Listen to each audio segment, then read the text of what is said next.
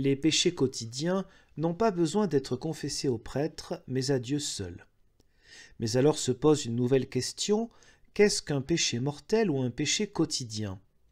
Il n'y a encore eu aucun théologien assez instruit, et il n'y en aura jamais, pour donner une règle qui permette de distinguer avec certitude le péché quotidien du péché mortel, fautes graves mises à part qui contreviennent aux commandements de Dieu, comme l'adultère, le meurtre, le vol, le mensonge, la calomnie, la tromperie, la haine, etc.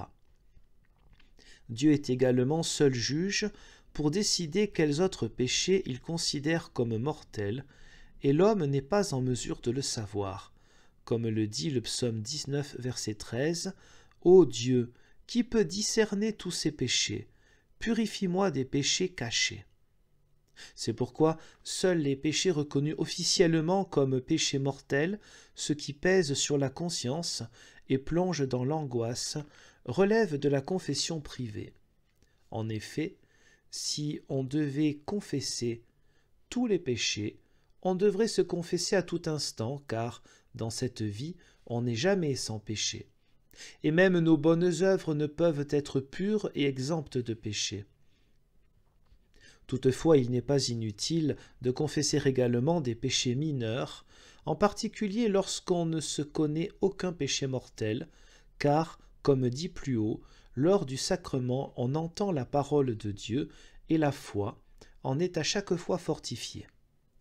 Et même si quelqu'un ne confessait rien, il lui serait quand même utile de recevoir l'absolution et d'entendre à plusieurs reprises la parole de Dieu pour fortifier sa foi et s'habituer ainsi à croire au pardon des péchés. C'est pour cette raison que j'ai dit que la foi dans le sacrement est l'élément essentiel, peu importe que la confession soit insuffisante ou excessive. Tout peut être amendé pour celui qui croit le sacrement et la parole de Dieu. En ce qui concerne la satisfaction, qu'il suffise de dire ici que la meilleure est de ne plus pécher et de faire tout le bien possible à son prochain, ami ou ennemi. Cette satisfaction-là, on n'en parle que rarement, on se borne généralement à imposer des prières en guise de satisfaction pour tous les péchés. Voici le pouvoir dont le Christ parle en Matthieu 9 en s'adressant aux scribes incroyants. Afin que vous sachiez que le Fils de l'homme a pouvoir sur la terre pour pardonner les péchés, il dit alors au paralysé, « Lève-toi, prends ta civière et va dans ta maison. » Et l'homme se leva et s'en alla dans sa maison. Voyant cela, le peuple fut saisi d'émerveillement et loua Dieu qui a donné un tel pouvoir aux hommes. Matthieu 9, versets 6 à 8.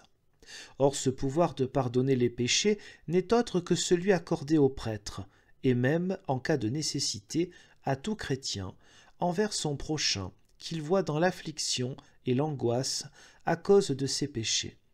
Il peut lui dire allègrement ce jugement réconfortant, « Aie confiance, tes péchés te sont pardonnés. » Matthieu 9, 2. Et celui qui accepte cette parole et la croit comme étant la parole de Dieu, ses péchés lui sont assurément pardonnés. Mais en l'absence de foi, cela ne sert à rien, quand bien même le Christ ou Dieu lui-même prononcerait cette parole, car Dieu ne peut donner à celui qui ne veut pas. Mais celui qui refuse ce don, qui ne croit pas que ce don lui est fait, offense gravement la parole de Dieu, comme nous l'avons dit plus haut. Tu vois bien que l'Église tout entière regorge de pardon des péchés, mais ils sont peu nombreux à l'accepter et à le recevoir, pour la bonne raison qu'ils n'y croient pas, et veulent prendre des assurances avec leurs bonnes œuvres. Ainsi, il est vrai que le prêtre pardonne véritablement le péché et la faute, mais la foi, il ne peut la donner au pécheur qui reçoit et accepte le pardon. Seul Dieu peut lui accorder cette foi. Le pardon n'est pas moins vrai et véritable que si Dieu le prononçait lui-même, que la foi le cautionne ou non.